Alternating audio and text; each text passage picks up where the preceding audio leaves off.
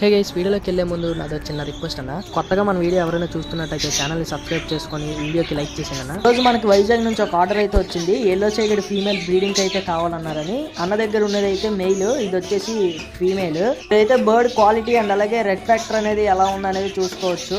Age కూడా nearly 2 years అయితే ఉంటుంది. ఇదైతే బ్రీడింగ్ కి పర్ఫెక్ట్ గా అయితే సెట్ అవుతుంది. మనమైతే విత్ DNA ప్రొవైడ్ చేయడం జరిగింది అన్నకి. దానికైతే బర్డ్ ని సేఫ్ గా వైజాగ్ అయితే ట్రాన్స్పోర్ట్ చేసాము.